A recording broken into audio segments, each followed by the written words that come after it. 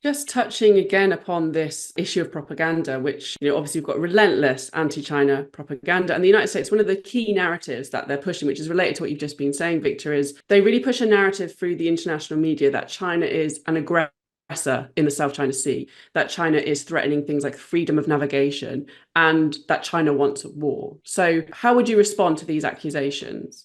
Thank you very much. You are raising a very important question, and I think the U.S. Congress or the U.S. government's decision to earmark 1.6 billion US dollars to do this smear campaign against China is one indication of their desperation about the steady economic and political development of China. Because this effort is really violating the decency of the American people, because they are really fabricating lies to feed to not only the American people, but people in all the other countries in the world. Now, if you talk about the South China Sea, let me zoom in a little bit. The United States wants to paint China as the aggressor, whereas, allow me to mention, I was trained as a lawyer. I'm licensed in the state of New York.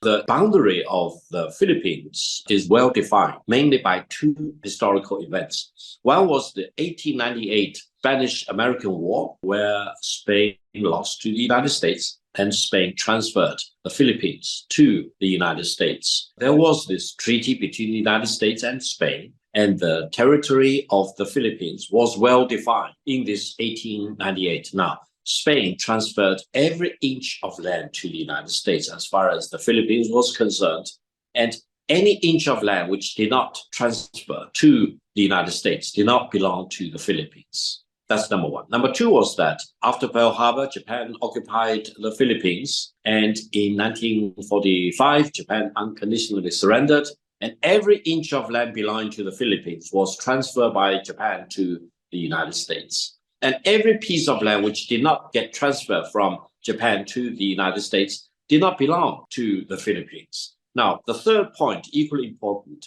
you hear a lot about the 9-dash line, etc. That dash line was not created by the People's Republic of China, which was founded in 1949. It was created by the Republic of China in 1947 or so. And when that line was declared, no one rose up to protest about that. In 1945, China was basically one of the only independent countries still standing on its feet, fighting against the Japanese fascists, together with the United States as an ally.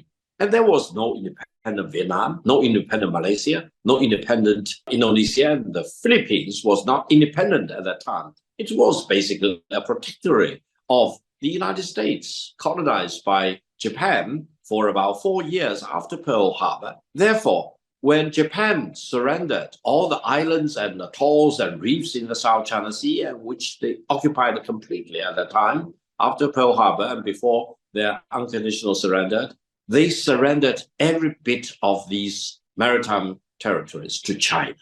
It's well recorded.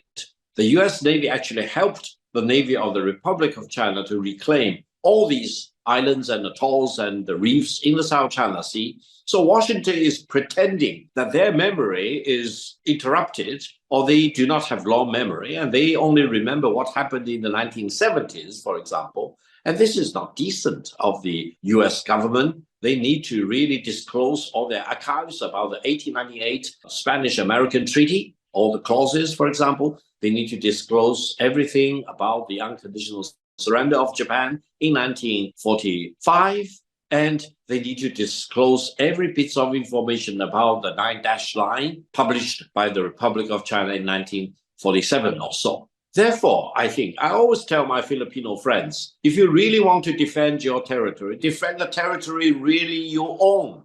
You don't want to defend a territory that you claim, but you cannot back up with historical documents, for example. 1898 treaty between Spain and the United States, an unconditional surrender of Japan to China and the United States, Great Britain at that time, and also former Soviet Union in 1945, were the cornerstones of China's claims in the South China Sea as far as the Philippines is concerned. So China is standing on firm ground, and you also hear a lot about this arbitration. Allow me to mention, as basics of rule of law, arbitration without consent is a violation of rule of law. Why? Because unlike litigation, for example, and you can bring anyone into the court if you believe you have merits, arbitration cannot be conducted without the consent of the two parties involved. So China is not consenting. How can Philippines bring China or drag China into an arbitration? It's against rule of law to start with. Therefore, I think the United States, through the smearing campaign against China, wants to depict China as the aggressor, as the big country dominating against the Philippines, whereas China is really holding very firm on to its legitimate territory and sovereignty in the South China Sea. And if you really want to understand what's going on, as I mentioned just now, go to the library, go to the archives and read about the 1898 treaty and read about the Japanese unconditional surrender in 1945, and you will know who owns what. And China does not need to go further into antiquity because China is the nation in the world which keeps good record. And China's record of navigation or voyages through the South China Sea are well documented through the past 2 millennia also.